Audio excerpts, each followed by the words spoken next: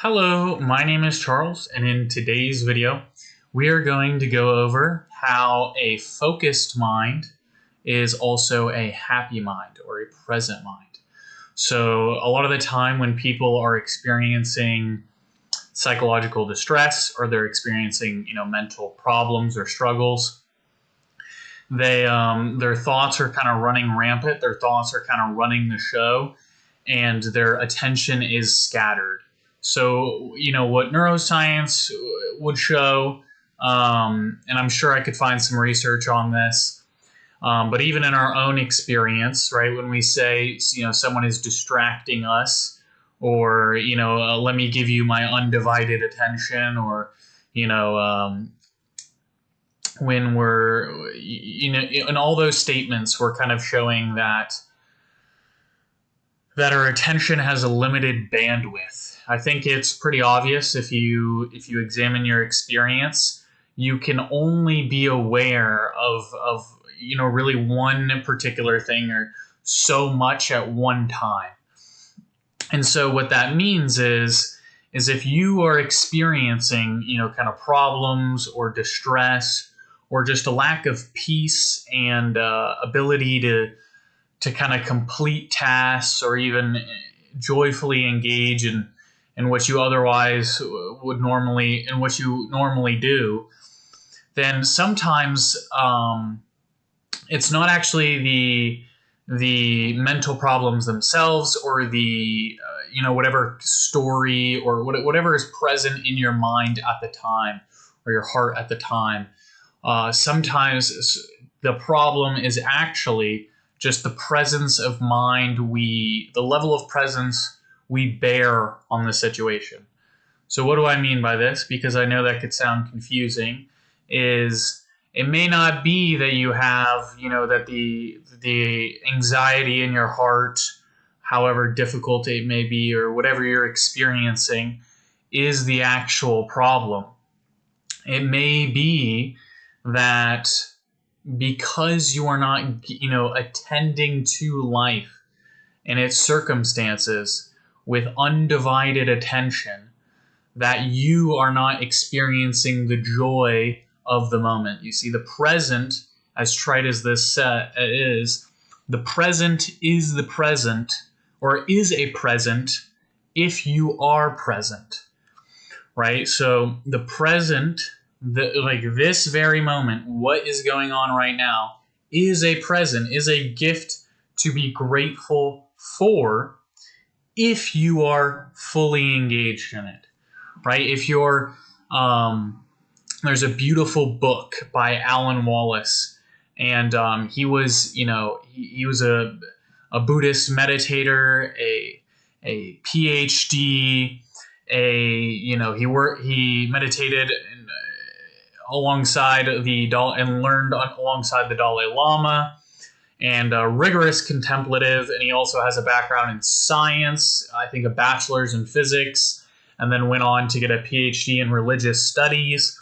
And he articulated in the Attention Revolution that a lot of the time our attention, and the Buddhists kind of noticed this long before, modern psychology coined the term ADHD, which stands for Attention Deficit Hyperactivity Disorder, as most of you already know. Not to bore you, but he, in the Buddhist terms, they would call it attentional laxity and attentional excitation.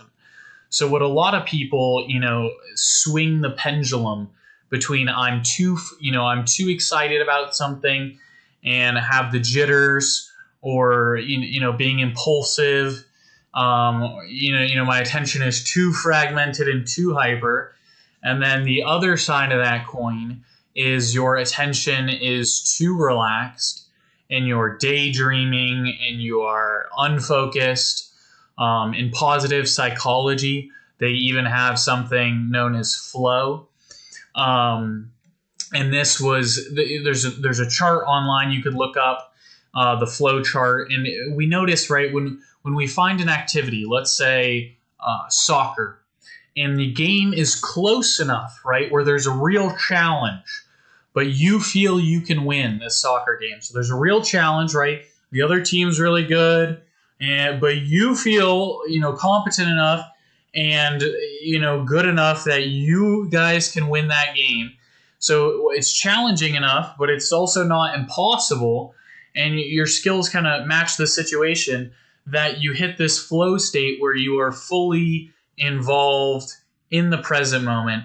And when you are fully involved in the present moment, that is when it is a gift. That is when it is a joy. That is when it is, an enjoyable experience. And that is also when you hit the balance point between the peace, right? The peace is in the presence. Because if you are struggling with that anxiety or with that, fear in your heart or that, pain or whatever have you, or even, you're even too happy or forcing positivity or whatever it may be, whatever your psychological distress or problem seems to be, if you can fully attend to the moment, to the present moment, and engage with it 100%, it becomes a rewarding and enriching experience.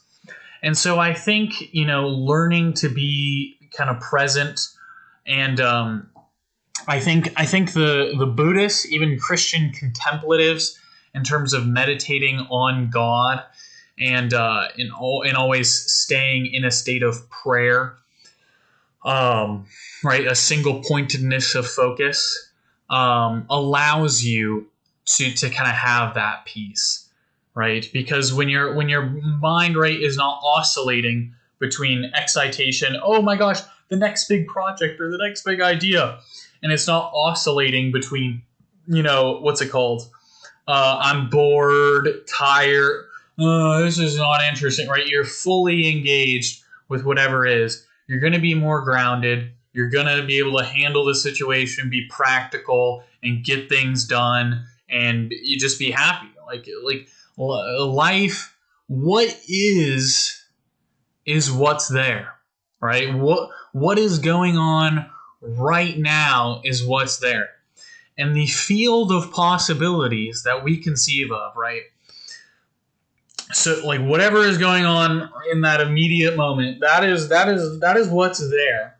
And the field of infinite possibilities that humans can conceive of, that the soul, that ideas form in, if we want to be able to implement the best possible outcomes for anyone or for someone we love or just our dream or our vision, whatever it may be, then being present in the moment is the only starting place that you can go from, right? If you have a future vision and you say, I want to, do this thing. I want to write this book. I want to invent this product. I want to start this business. I want to program this website. I want to, you name it, fill in the dots. You can only start from right now, right? Even if you say, I'm going to start that in 3 years. When 3 years comes and you start it, it'll just be another present moment, right? It's just present moment, present moment, present moment. And so, essentially, if you can attend to what is going on right now and not live not live so much in your mind or in your conception of yourself, but rather in the experience of right now, both your present experience and the experience of other people, right? The ability to pay undivided attention allows us to understand each other, allows us to listen to each other. I mean, we know, everyone knows, you get to the dinner table and you're on your phone, or you're trying to tell someone something emotional or important, and they're on your phone and you just feel distracted, you feel ignored, or they don't care. And, whether or not it's true or it's personal, the feeling arises. And so we obviously, the ability to give life and to give other people our undivided, or even projects we're working on, our undivided attention is what leads to the fulfillment and the enjoyment of that process as we do it. So I hope you guys enjoyed. Remember, peace of mind is through presence of mind. And if you want a happy mind, you want a focused mind. That is what today's video is about. Peace of mind is presence of mind, and happy mind comes from a focused mind. God bless you all, and I hope you have a wonderful day.